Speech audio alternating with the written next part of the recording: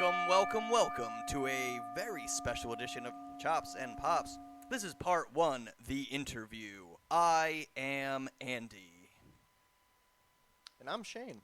And I am Andrew. And this week, ladies and gents, we have with us a special guest, homegrown wrestler from right here in Bricktown, New Jersey. Woo. Weighing in at over 200 pounds. And 220. a little bit taller than me at 6 feet even. We have Steve Zapf. How you guys doing? Steve, How's it welcome going? to the show. Welcome. That was Welcome, a nice welcome. Howard Finkel Yeah, introduction. very Howard Finkel. I liked it. Guys, Thank- thanks for having me. Thank you for being here. Yeah. Welcome. And thank you for bringing beer. Yeah, you know, That was a nice touch. I figure it loosens everyone up. It'll, It does. You know, I won't be Indeed. afraid to answer hard-hitting questions, and you won't be afraid to ask them. Andrew, I'm still saying no Samoa Joe. Yes. But we could Samoa. trash Davey Richards as much All right. as possible. Okay. Good. I mean, Good. how long is TNA going to last for, really? I kind of ripped them apart last week, so it's kind of going with the theme. To Okay, yeah, continue no, talking. I'm good with that. Although I am a Wolves fan. As Agreed. am I. That's yeah. that's sort of the thing I The said. funny was- thing is as much as I just bashed him before the show, I love Eddie Edwards. Yeah. Yeah. And I think he has more upswing. Mm. Well, before we get too far into anything, Steve, why don't you give us a quick background on yourself? Tell us where you come from, other than being a good friend of mine. Well, I've been wrestling on and off now between personal issues and injury for Mhm. about 12 years. Uh-huh. I am a Monster Factory trainee. For those of you who don't know the Monster Factory, you probably should. They have brought in such talent as D'Lo Brown, whether Okay. he wants to admit it or not, The Big Show. Sheamus was there just before I got there, though he doesn't like to admit that one either because he was only there for a little while. Mm. Raven, Bam Bam Bigelow, King Kong Bundy, Public Enemy, Okay. Chris Candido. If you can think of a big name wrestler from the tri-state area, they have probably either trained at the Monster Factory, IWF, or AFA. Mm-hmm. I've had the pleasure of watching you wrestle in a few different matches. And in addition to actually wrestling, you train MMA, do you not? I do in fact train. I train jiu-jitsu. I train kickboxing. I've been in martial arts my whole life, really. Right. Before I did pro wrestling, I did American karate. Received my black belt in that before slightly blowing out my knee my senior year of high school. I took a couple years off from overall athletics to try to strengthen everything up. Started helping out with a local promotion called PCW, Phoenix Championship Wrestling. Okay. It was actually run mostly out of Tom's River. It was more kind of to see if I could get my foot in the door. It was very much, I very much did the old school story of, hey, you want help? Sent an email one day. I saw him on local cable access. I remember what caught my eye was they actually had Christopher Daniels wrestling. Yeah. And yeah. Christopher Daniels I had remembered seeing on WCW at the time, which he was the only guy that they really, and I remember seeing them and hearing that their next show, at the time Eddie Guerrero was not signed anywhere. It was during his brief hiatus from WWEF, whichever one you want to go with. He at the popped up in Ring of Honor for a little while. He was in Ring of between Honor there, for yeah. one or two shows. He did a lot of Northeast indie shows for a minute there. And at the time, Phoenix actually had a money mark, so to speak. So I remember seeing that Eddie Guerrero was going to be there. Yeah. I remember emailing the owner, Donnie B, who, if you know who Donnie B is, he's actually the twin brother of Nova from Oh, okay. from Yeah. ECW, Yeah. Simon Dean, if you will. I met Nova when I was a kid. Nova and Donnie are both very nice guys. I can't speak highly enough of them. Donnie is actually a local police officer. Right. Nova is in real estate now somewhere. Is he believe. really? I didn't know or that. an insurance agent, or He's- it's one or the other. But he's actually very, very smart and very, very talented. He's helped out so much young talent that he doesn't get credit for. Like, he was even one of the people that He- was raving about Cesaro before Yeah. he ever got picked up by Absolutely, the WWE. absolutely. Like, He was actually the reason why he was the guy in OVW. Why they pushed him up to Simon Dean and they kept him having a job. Really, is because they loved him in OVW when it was the developmental. And if you look at him, another guy who I came up with was John Tank Tolan. If you guys have ever seen him, No. you would know him better as James Dick. Okay. Great name, For though. real? That's great. Or was that what you called him backstage? No, that was his actual gimmick in WWE. They were the Dicks. They were they were Chippendale dancers. It was Okay. James and Chad. Oh. I saw And- something and random in the John- network about that. John is a phenomenal worker. He doesn't get the credit he deserves. He's about 5'9", which is the problem, but he's about 220 pounds with about 10% body fat. And I watched him go. She's up to the pretty top- cut and shredded. Yeah, and I watched him go up to the top rope and deliver a 5-star frog splash, basically that rivaled Rob Van Dam any day of the week, and a moonsault and leapfrogs that over my head, and I'm 6'1". Wow. But like I said, I had emailed Donnie B and we got into it, and I was just like, listen, if you need help, I really want to see if I'm cut out for this business. I want to do it the right way. I want to see if maybe, if this is what I want. I think it is. So he had me come in. I literally set up a ring. I set up chairs. I got along great with them because even though I was a new guy, there was a lot of times where I brought in creativity, that kind of thinking outside the box on things. It was, and even little things, lighting schemes, things to that effect. They really brought in big stages for their stuff. So they had a huge stage entranceway and lots of lighting stuff. And it was one of those things where like rope lightings, and they were trying to figure out what to do with them. And why don't you walk the aisle way with it? And this way the aisle is lit up the whole way through. And they were like, wow, that's amazing. It was things like that really got.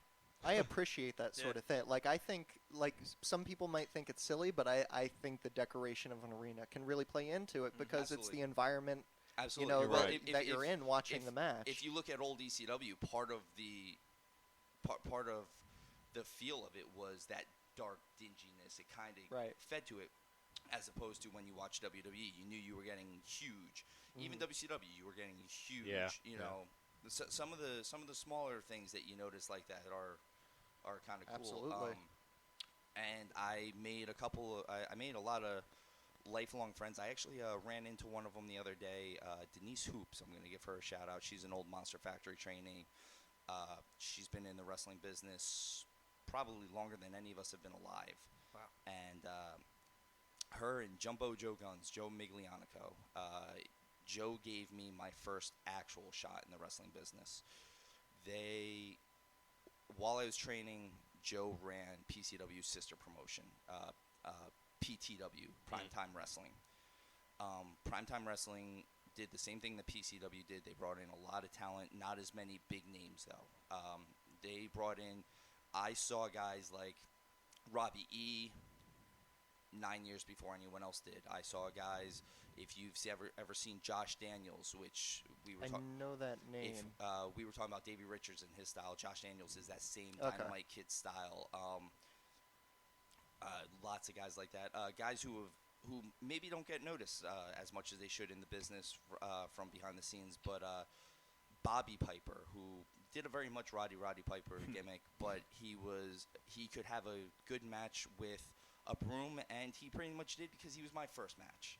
That's what I was going to start off with. Can you tell us? I've heard quotes before. I forget what boxer it was. Somebody said, I think it was Tyson. Everybody's got a plan until you get punched in the face.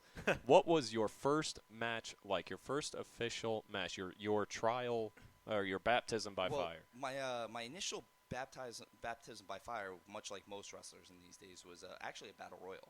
I got thrown into a battle royal, and I was the local guy, and it was in Brick, and it was. How many guys in the Battle Royal? 20? I want to say there was almost 20. I know we were at least in the teens, and it was the big name guy in the show would have been Equalizer from ECW, Paulie B. Okay. Me and Paulie B have our own stories. Paulie may have shown up a little bit too juiced up here and there. And, Paulie was basically the equalizer of the match too. He was the enforcer, so he's kind of tossing people out. And finally, at the end, it's me, Slayer, which if you've ever gone to a local... I know Slayer. The man licks his own armpits. He does You lick- can't forget that sort of thing. He's been around for a long time. I went to a show he was on at Blackbeard's Cave when I was in 5th grade. Yes. And I just went to my friend's local show. He's still there, doing it. And you know what's funny is as long as he's been doing this, he always shows up in shape. Yeah, Slayer, I mean, he's in shape for a set, yeah. We joked with him because he came in one day and he was like, "Oh man, I'm so out of shape." Meanwhile, he's rocking a 6-pack.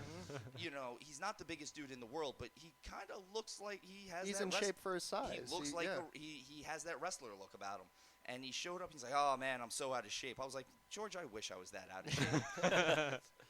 It's kind of like the scene in the Fighter where Mark Wahlberg gets told that the guy just came off the couch, and he's like, "He did not just come off the couch. I want that fucking couch." Yes. That's how I equate George. He was like, "Oh, I just got done getting over surgery, man. I'm out of shape." I'm like, "Yeah, sure you are."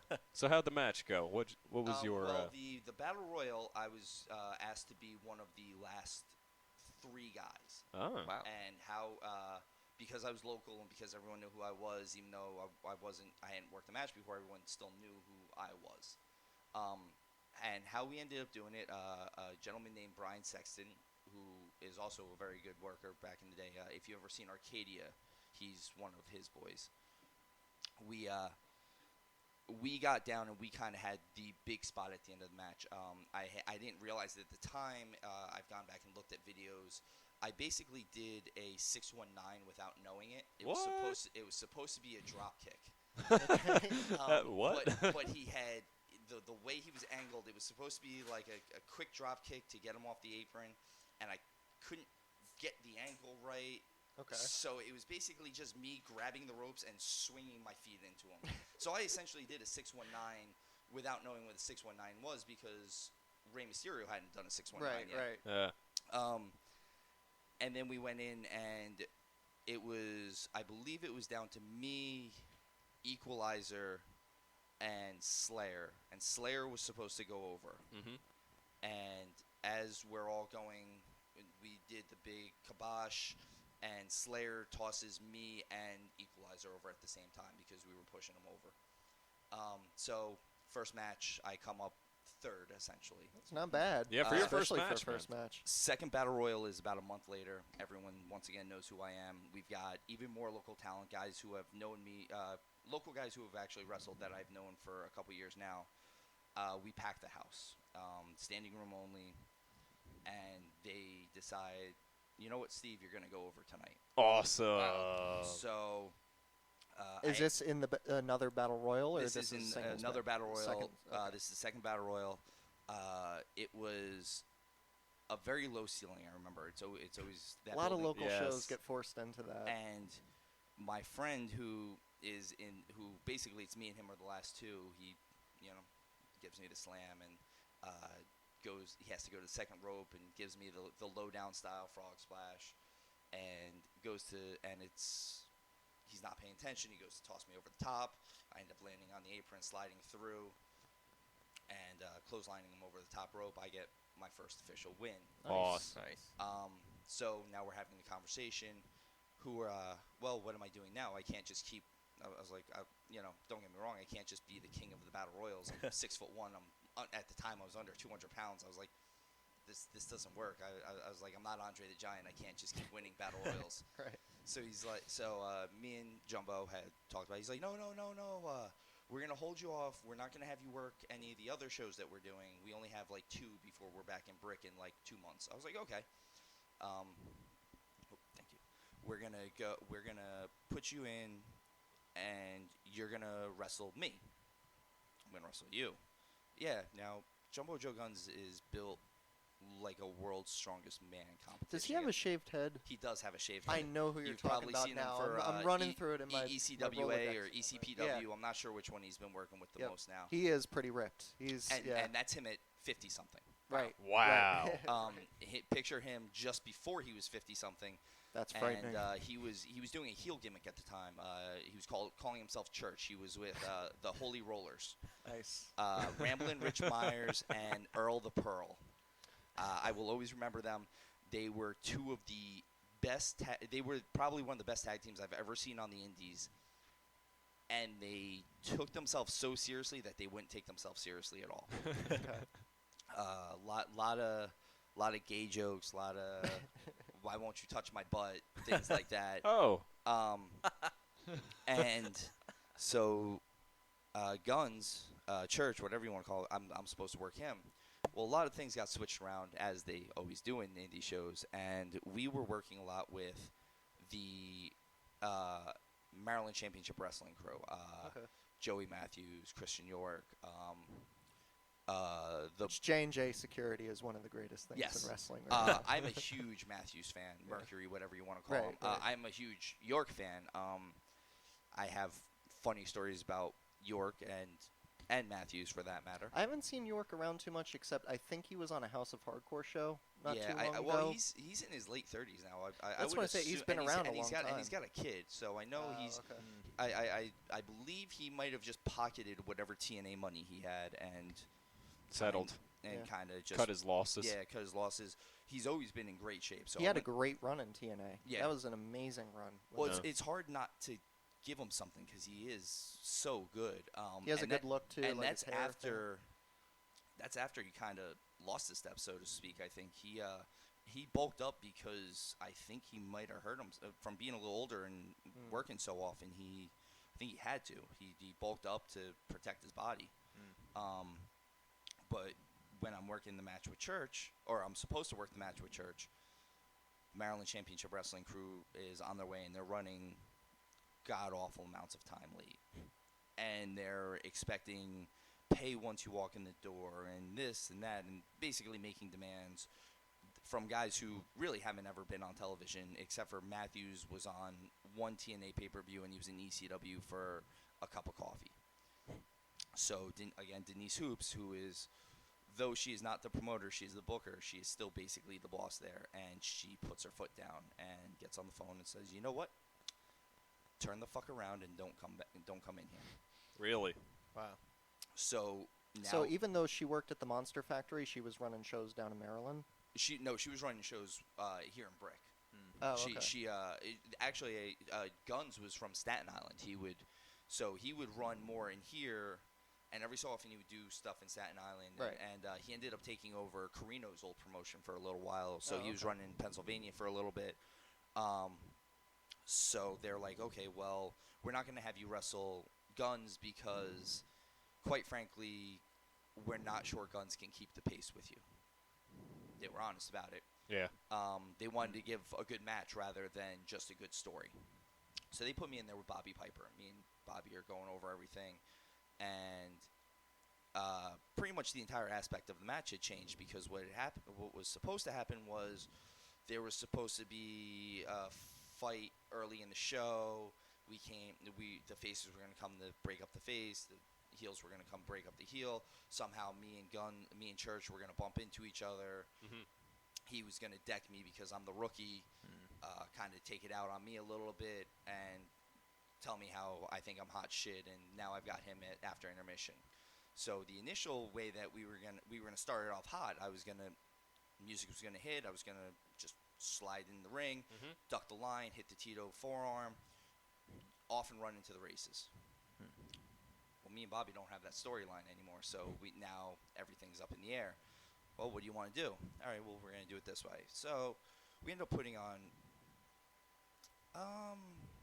a good match. Not your favorite. You know what? It's one of my favorites because it's my first. Oh, of course. The man definitely took care of me. Like I said, he could probably have a good match with a broom, and as far as I'm concerned, he did because the young Steve Zapf wasn't much better than a broom. Not like a Swiffer broom. We're talking like a No, straw. no. Like I'm talking like a witch might be riding me, bro. And if you've ever seen the women I date, that might be true. Yikes! Hey, Yikes! hey. Zing! Majority. We're not going to mention that one on air. That's our new. That's a new segment called Zing from Zapf. So we went out and we put on the match. Crowd was hot. That's one thing I've always prided myself on is I feel like crowd control has always been That's what it's all about. something Yeah. I'm very good at. It's not hard to get a crowd to do what you want them to do. You just tell them Right. what you want them to do. And you So- can't allow them to tell you what to Exactly. do. So for any young workers out there that are listening to this, don't be afraid to tell the fans to stand up and cheer for you because they will. It's really all you have to do. Everybody wants to participate, everybody- They pay the admission. They want to be a part of the show. I believe me and you had this conversation, Andrew. We did. About the point that Cena lost the crowd was not Yes. actually. It wasn't the fact that he thought he was a Marine, because let's face it, he's not. It was the fact He's that no Randy Orton. It was the fact that when he started doing the Marine style salute gimmick, Yes. he stopped having crowd interaction. If you look right up until that point, fans are still hot for Cena. There's almost no interaction before he actually throws his hat to the crowd. That's where he loses the crowd, in my opinion. I might be wrong. Maybe. I mean, I'm not going to say that Vince McMahon is ever wrong because, quite frankly, That's always the tough argument is when he's the most successful person in the entire business. Even when he does stuff that irritates you, you're like, well, I he guess wins. he knows better, but I don't like that. How do you say he's wrong? But you Right. gave a great example of what you're talking about last time we spoke when you mentioned, like, look at the greatest heels of the day and what they did that was different from when they were faces. My argument was always Edge. Yes, Edge. Edge is arguably the best performer to come out in our generation, as far as I'm concerned. Definitely a guy whose career got cut too short. One of my favorite performers. People do often argue this one with me. Edge, though, if you look at him, when he was, especially at the end when he did the Rated R Superstar thing, Yes. and from that point on, he flip-flopped a couple times. But if you look at when he was a face and when he was looked at when he was heel, his matches don't actually change. His moves are the same. But what does change? His entrance. If you look at his entrance, when he does the heel thing, Pumping up the crowd, running from side to side when he was a running face. from side to side Yeah. to the of the ramp. When he comes out as a heel, he just does the strut, does the horns in the air, goes out. Lita's boobs hanging out you know, everywhere, Lita's walks through the boobs hanging smoke. out. He does a somewhat more sexual slide into the ring. That's true. That's actually true. And maybe doesn't take a corner necessarily or whatever. But if you look, that opening segment that he does when he comes out and he hits both sides of that ramp, tells the fans to stand up. Yeah. That's live. That's energy. He said it himself when he gave his retirement speech. That's the adrenaline shot right to the heart that you get. What you put your body through, and I- it's all for that. I fully agree with that. Yeah. I've said this to Andrew before. 30 seconds before my music hits every time, I'm probably on the verge of vomiting. I am that guy that 13 years later I'm still getting nervous to wrestle in front of 50 people. That's good, though. I think a lot of people are that just don't admit to it. Here was my defense for this. One of the last shows I was just on ring crew on before I started actually working a show. Bam Bam Bigelow. Tom's River Recreation Station. Oh, God. PCW. It is Bam Bam Bigelow's first show at the Jersey Shore since WCW closed down. He has not wrestled in the Jersey Shore in 2 years. This is a somewhat big deal, but it's still an indie show. Maybe 250, maybe 300 people. Yeah. And the rec station is what turned into the Jersey Shore Sports Arena, right? We're talking about the same place? I believe now it is South Tom's River Planet Fitness. And a furniture store, and Yes, a church or and a something. church. Oh, it's the flea market. Yeah, it's Probably. right next to On the the, weekends, it's it's the right flea next to market. the skate park. I know that. Yeah. Okay. Yeah. Now I Bam Bam love Bigelow, Bam Bam. I'm a huge Scotty Mark. I have always been. I'm friends with Shane. What year was this? This is 2002. 2002, I want to say. So after Summer of 2002. And he's wrestling Julio De Niro. I'll always remember he wrestled Julio De Niro that night. And Julio goes out and he does his heel thing and he's getting booed. So he does his part. And there's Bam Bam. Just waiting for his music to hit and getting a little bit of stretching out. And his music hits. And I remember he was just heaved over at one point. And he literally looked like he was going to vomit. Really? And this is a guy who, let's face it, He's faced He was on Goldberg. WrestleMania. Yeah. against Main Lawrence ev- Taylor. He Yeah. was essentially the main event of WrestleMania. Yep. He has held world titles. He has headlined Japanese shows in front of hundreds of thousands of people. He has been in some of the biggest shows in Mexico. He is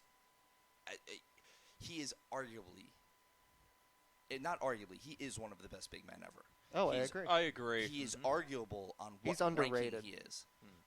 This is a 400-pound man who did moonsaults as good as Vader ever did, and never hurt anybody.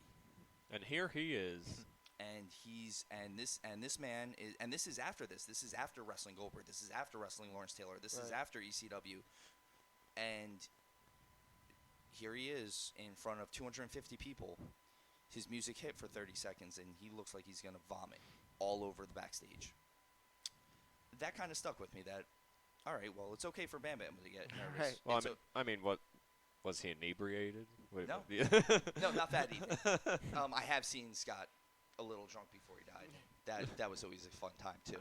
I mean, maybe he wasn't feeling well. Maybe it was like No, but you know what? It's good to never lose that edge of just obviously you still Just appreciate you want it no matter how many I people feel are like there. those nerves make you want to steal the show. Right. agreed. You never want to become complacent. No, not at all. But so that kind of always stuck with me about how Bam Bam was like that. And again, local guy. Everyone has a Bam Bam Bigelow story. Just to care and have that passion. And Yeah, But and speaking of Bam Bam and bringing up edge and kind of like getting into the talk now about about your inspirations, about, there's the one thing I always want to bring up no matter who we bring on the show to interview is there's always going to be that different perspective of who you watched as a fan growing Yes. up. Yeah. And you can still be a fan now even if you're in the business, but I am actually. but that's what I mean is there's always that different perspective of once you get in the ring and once you start learning things that you look at things from a different perspective as a worker. So who are your inspirations as far as being a fan and as being a worker? I'm gonna love this. Okay. I was a Hulkamaniac. I will not A lot lie. of people were. I was. Showing your age there, old Steve. Hey, I was. Listen. No, I mean it was You- tough not to be. You can say what you want about him, brother. But What if you gonna do? look- if you Those actually, shirts were the coolest thing ever. Everyone wanted one. not just that. If you ever listen to old Hulk Hogan promos, they're surprisingly awesome. They are, yeah. You listen to some of his Paul Orndorff promos. It's hard not to get behind Hogan.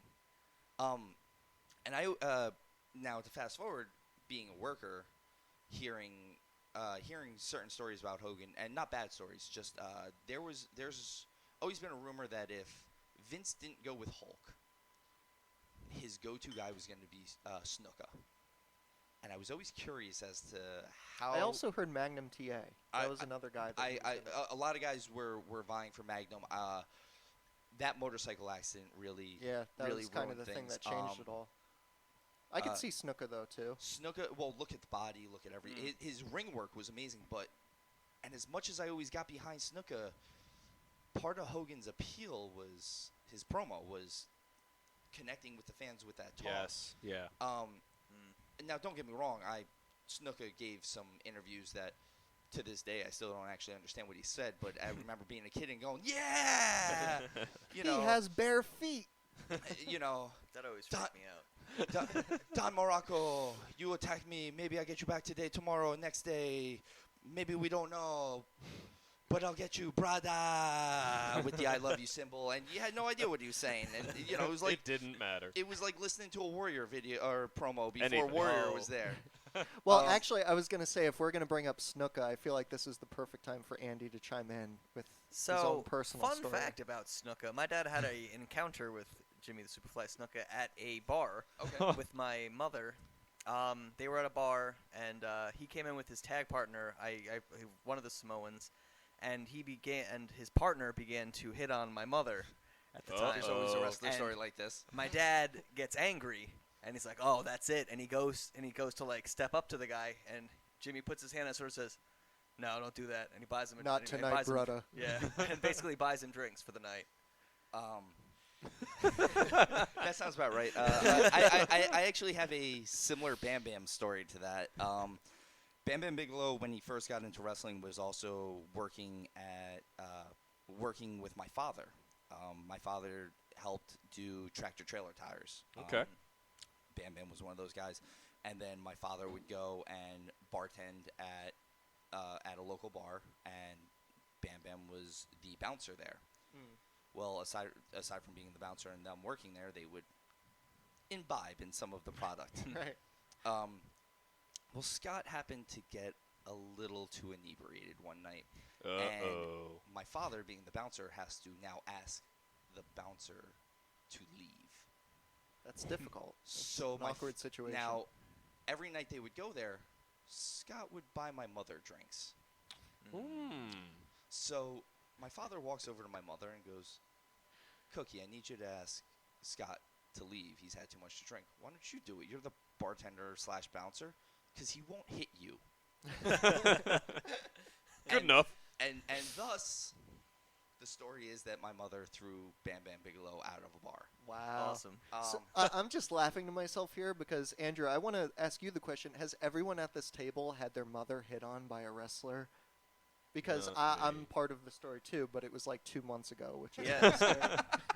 It hasn't happened to me yet. All right, but Yet. Okay. there, there's. I mean, your mother's still pretty young. It could possibly happen. Finn Balor's an up and comer. Just saying. Imagine. Listen, if Finn Balor hits on your mother, I'll be okay with being adopted by your family. I wouldn't be against that. Very nice. Okay, so So, influences. inspirations as a worker. All right. Well, inspirations as this is actually a combination one. As a fan and as a worker, Ricky the Dragon Steamboat. Ah, One of the Today, best. tomorrow, yesterday. Yeah. Again, this has been always one of those advices that I know I've heard Regal say it. I've heard a lot of trainers say it.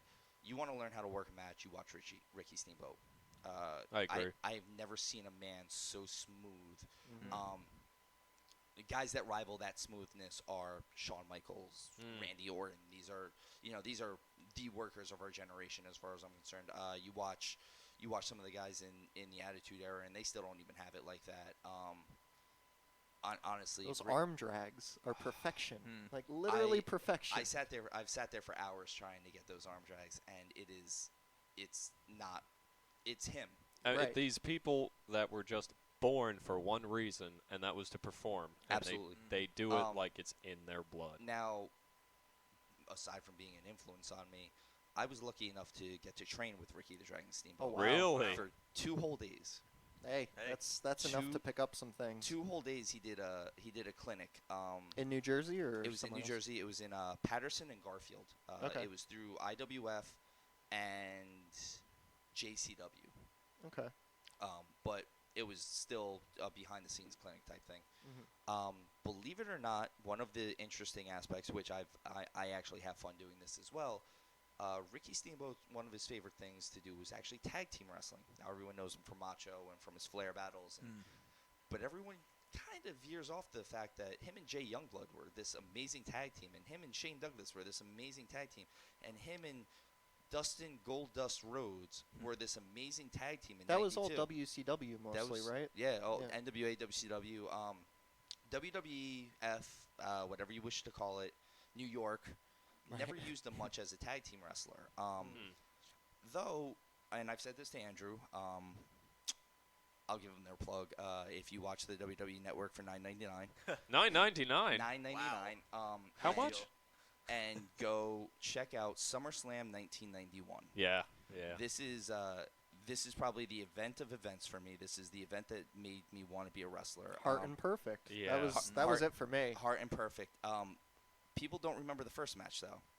6-man tag match.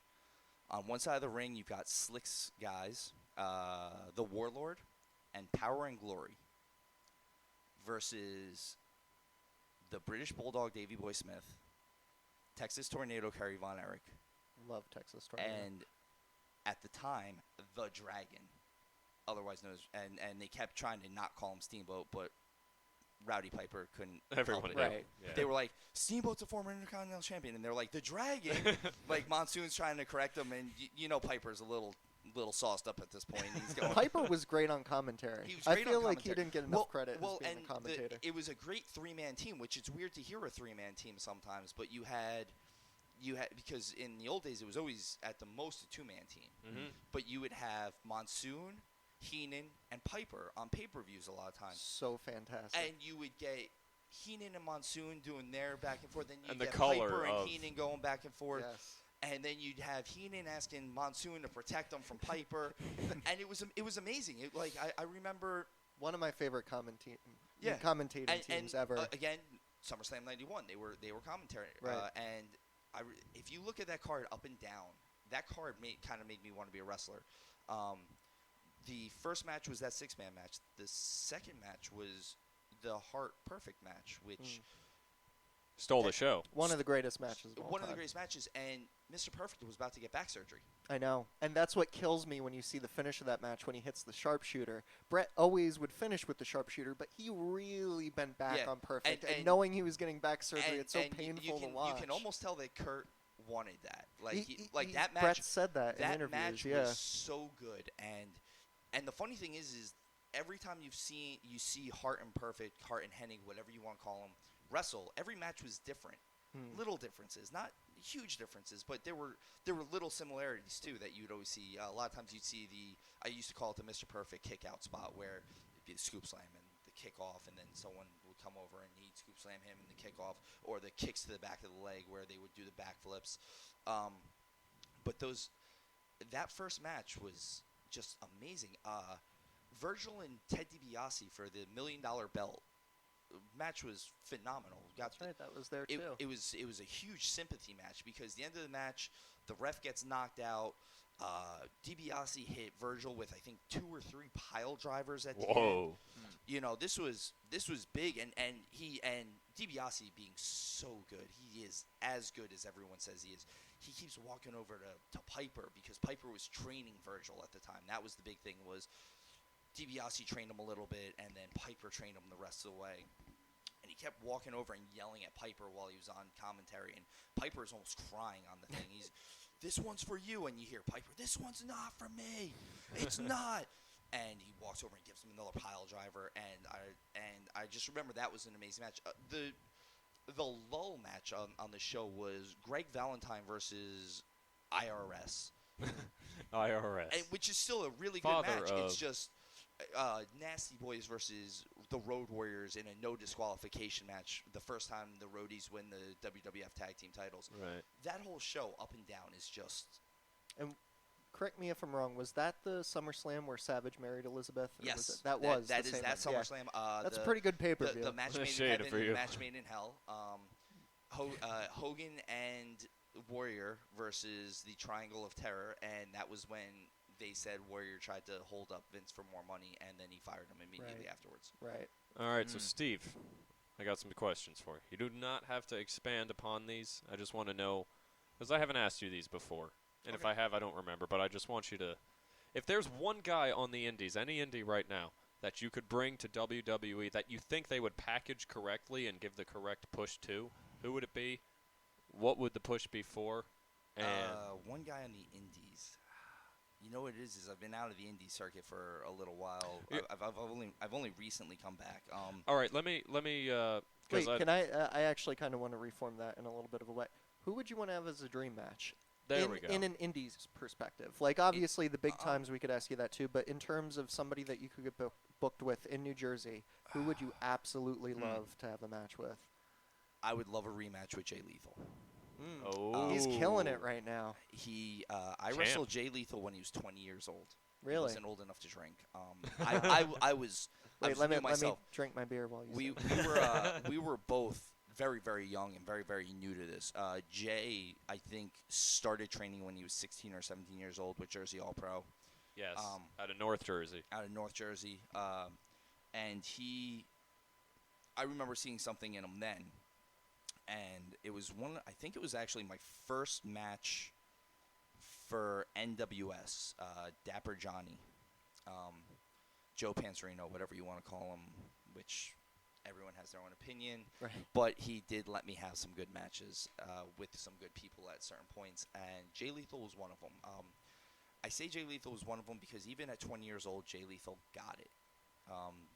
How big was he back then? Was it like the same kind of, or did he have It's some been growth? gradual, like because That dude. he had a run in Ring of Honor first, and then went to TNA to do the whole like Black Yeah, Machismo thing. He wasn't even in Ring of Honor yet, I think, or he was just about to be in Ring of Honor. I think it was when Ring of Honor started doing the Special K gimmick. Was when I wrestled Jay. Did he always? Quick question: did he always talk like that? Was that always his? What do you mean, him as Black Machismo, or No, you mean no, just no. how he or talks the normally? Flair style interviews that he Kinda- does. kinda the Oh, Flair. his Flair impression. He does. Wow. he still Beautiful. kind of does that style of promo, which it fully works for him. Right. Agreed, yeah. Especially with him with the House of Truth now. That's a beautiful thing, man. Well, I'm me and, buying into Yeah, that. House Now- of Truth is awesome. Now, something that people don't realize is technically,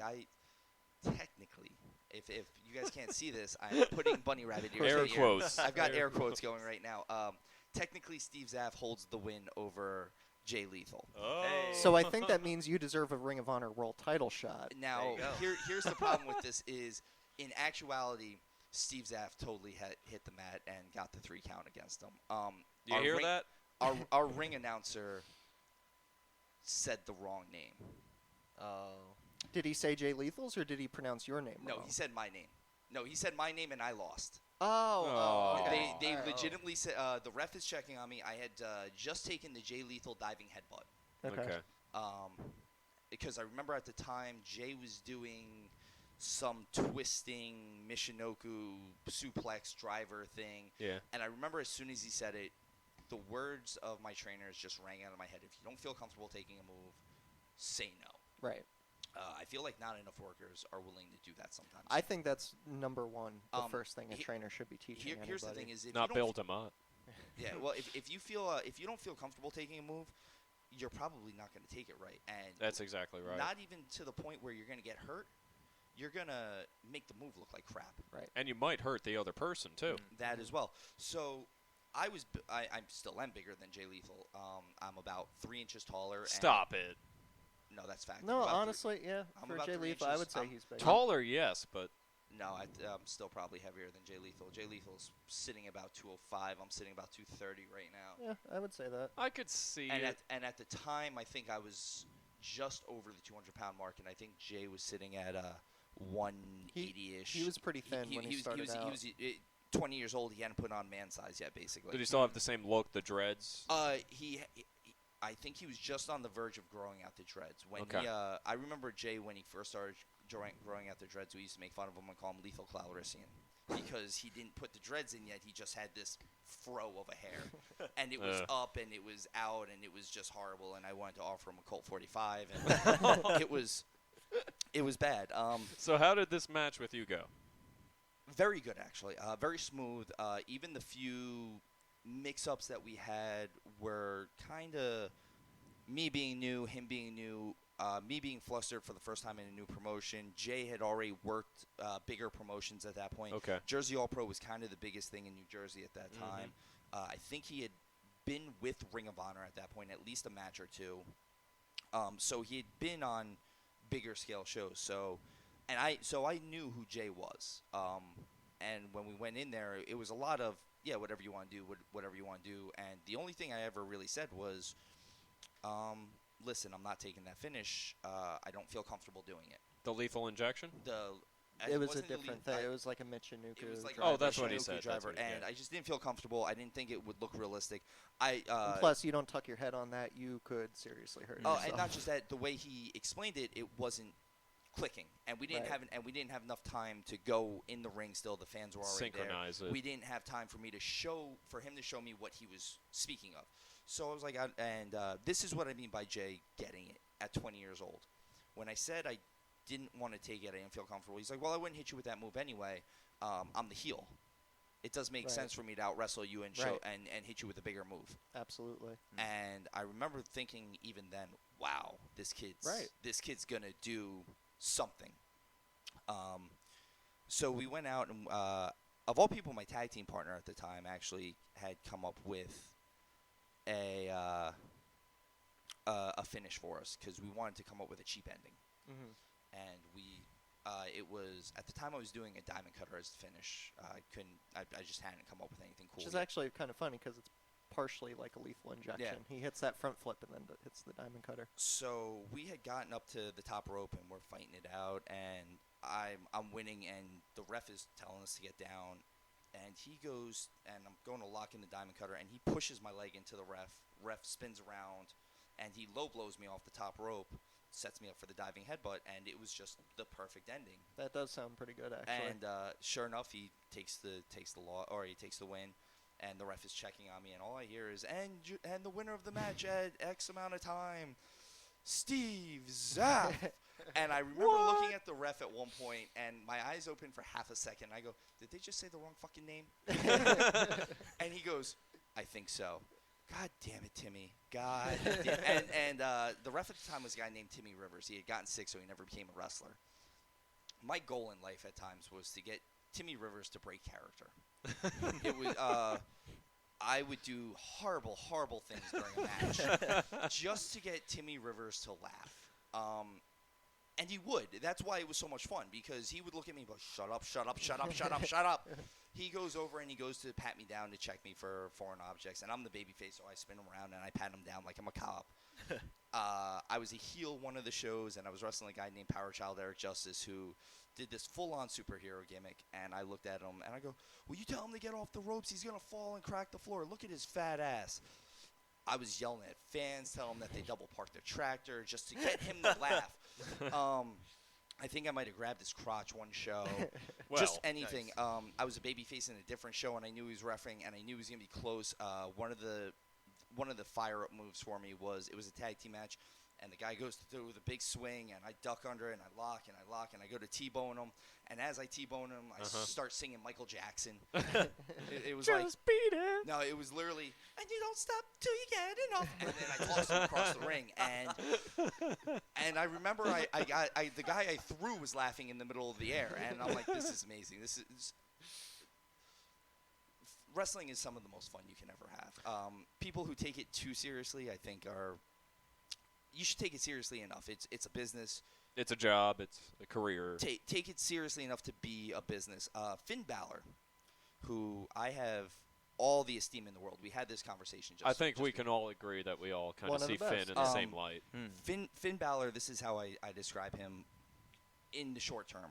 Finn Balor is all of the charisma of Jeff Hardy, 6 times the wrestling ability, Yeah. Less drugs. and 0% of the drugs. Right. Now, if you want me to elaborate on Finn Balor, Fergal Devitt, whatever you wish to call him, Right. Prince.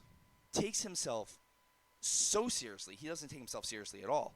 Only a complete fool who doesn't take himself seriously would put body paint on himself and dress up as a superhero every show or every big show that you have. For the record, I would do that. Exactly. Sounds you, fun. You know what? If they gave me the option, yeah. Or if I had Fergal Devitt's body, yeah. All Yes, day, every day. yes, yeah. That man has abs on abs on abs.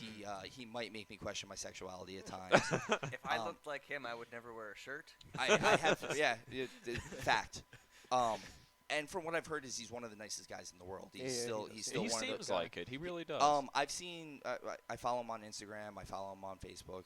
A lot of the stuff that he does, that they do for charity stuff, he still makes a big joke out of it sometimes. Like they did the something plunge. It was basically all of them just diving into it. Oh, the polar plunge. It was a They polar did- bear yeah, yeah. plunge, but it's Florida, so there's no real Right. polar bear plunge.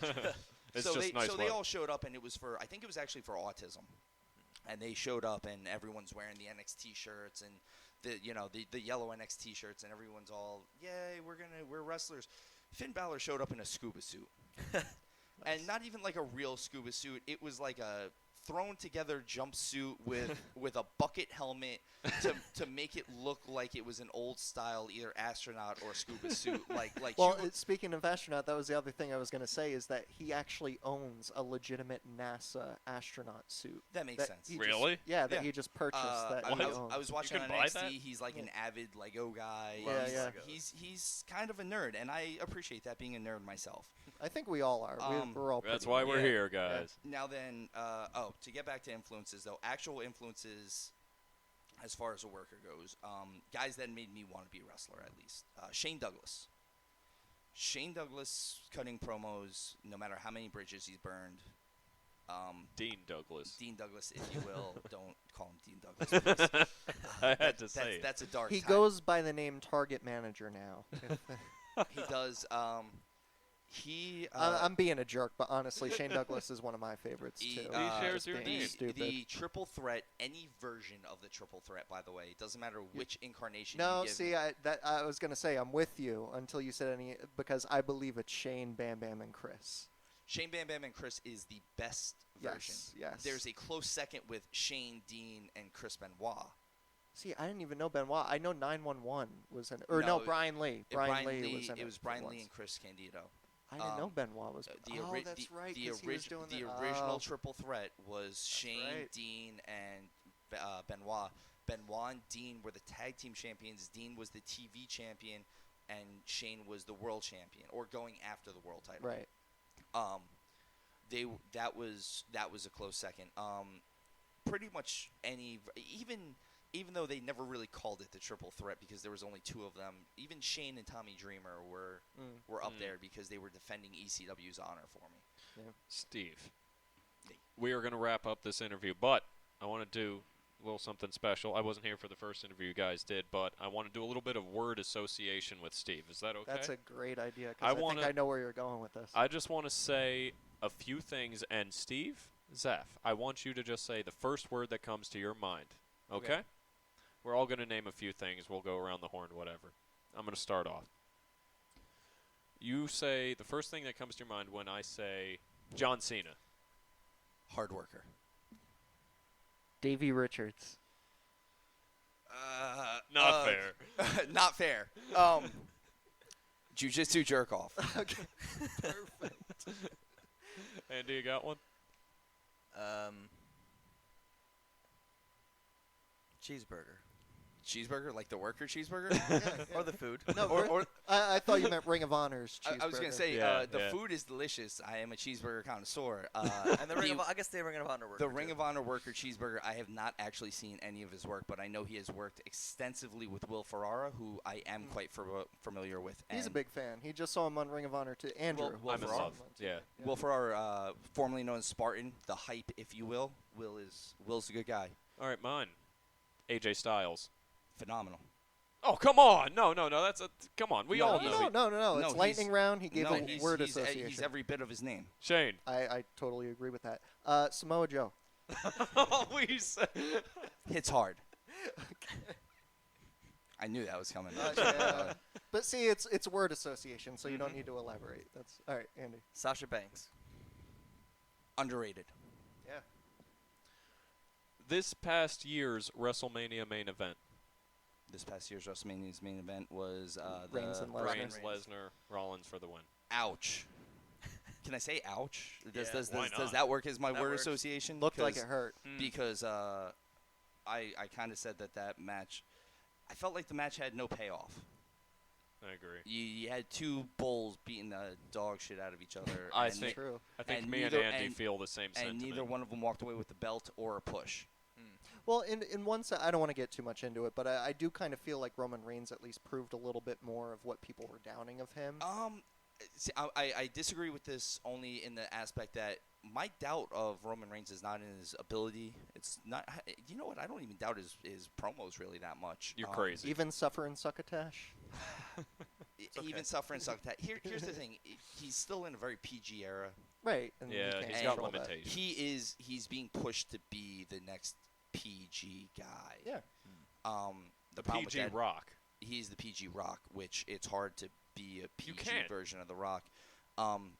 My question about Roman Reigns and Lesnar was, could one of them lead that match? And they didn't prove me wrong or right, because agree. there was no match leading. It was, we're gonna get in there and really hit each other. It was pretty much a shoot. Bloody I think, quick. Yeah. I just thought it was I thought that's what they needed. They had to do, not necessarily what they wanted to do. All right, we're ruining word association. Okay. Shane. All right, last one. This is kind of to figure out your personality a little bit in terms of what you appreciate, because we talked about your favorite workers, favorite wrestlers, whatever, but just straight up favorite match of all time. Favorite match of all time. There's too many. I've said this, like, people have asked me my favorite match, and I What do you remember growing up, just like throwing in the VCR? Yes, VCR. 'Cause Yes, I'm old VCR, Like that, and and just like watching over and over and over again. I'm sure it was a Steamboat match. I'm Steamboat sure it was Savage even. You could It, say, I don't think it was Steamboat Savage. It might have been Steamboat Flair.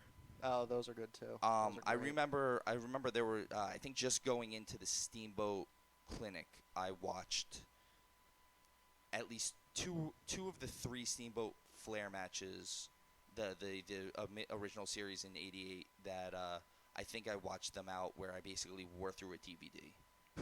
And I remember I would fall asleep to it. That was my way of, that was my lullaby, basically, because they were all hour-long matches. They were getting 45 minutes and they're just warming up. Okay, last one, because I want to give the go home here. Whoa. Can I please? Whoa. Or, You didn't even give me my last Yeah, one. why don't you give him one? all right. My last one, and Prick. then your last one. Okay, Andy, what do you I have the power here. He really does. So I'm going to pull a Fight Club. If you could fight anybody from Uh-huh. history, who would you fight? If I could fight anyone from history. Lincoln? Davey Richards. No. No. I don't actually want to fight Davey Richards. I don't know, actually. Gandhi? But believe it or not, for all of the mixed martial arts training and the pro wrestling training, I'm pretty low key and subtle. I'm usually the guy that wants to have fun with everybody more than anybody else. A true pro wrestler. Yeah, but no at the same time, because that was the exact opposite of the way you should have been in the 70s. And yet my style fits more into the old territory style. You did already say your dream match would be Jay Lethal if you could work with I would anybody love to work right Jay now. Lethal. So that I would love to work Kurt Angle too. If we're talking about dream matches, probably Angle or Eddie. If I could bring Eddie back to life for one match, I would love to work Eddie Guerrero. I think I said this to Andrew not too long ago. I think pound for pound for the last 15 years, Eddie was it. Anyone who said that Eddie was too small to do it is an idiot. Oh, no. They didn't know. I think he encompassed what sports entertainment was. He could talk, he could fight, he could fly, he could wrestle. You name it, Eddie Guerrero could do it. All right, last one. Do it. Best boobs. Best boobs. Ooh. Best boobs. Like Wrestling in the, related. in the business. In the wrestling business. Of all time or currently? Let's go all time. Best all time. All time. Oh, Come now, on. now you're raising the stakes. The rack of racks here. Best boob in the wrestling business. Built for speed and comfort. is Bobby Heenan. But the best set of boobs. Let's see. My favorite is probably, I want to say. See, That's tough if you're Trish going Stratus all time. is probably the best set of boobs. If you're asking me my favorite diva of all time, it was probably Maria Kanellis. She's great. I love her. Those were right up there. Yeah, and Maria actually goes to school with my sister, of all things. Up in Hey. Rhode Island? Johnson and Really? Wales. How Did about you that? know? And my sister actually said something to me about it. She goes, "You were in love with Maria?" I go, "Yes, I was." And she goes, "She goes to my school." I go, "You should make this happen. I don't care about, I don't care about Mike Bennett. Just help me here. Right. Help me help you." All right, so that's it for us here with this interview portion of the Chops and Pops podcast. We're going to take a short intermission, and then we're going to hit the next section where we do our regularly scheduled programming. Steve Zapf, thanks for Steve, that interview, thank you bro. for coming. Thank you you. very much, guys. It's Thank been you. a blast. It has been a lot of fun, and we look forward to doing the next segment with you. So for us here at Chops and Pops, we're going to say goodbye for this interview segment. As always, I am Andy. I'm Andrew. And I'm Shane. And I'm Steve Zapf. Keep watching Chops and Pops. Woo!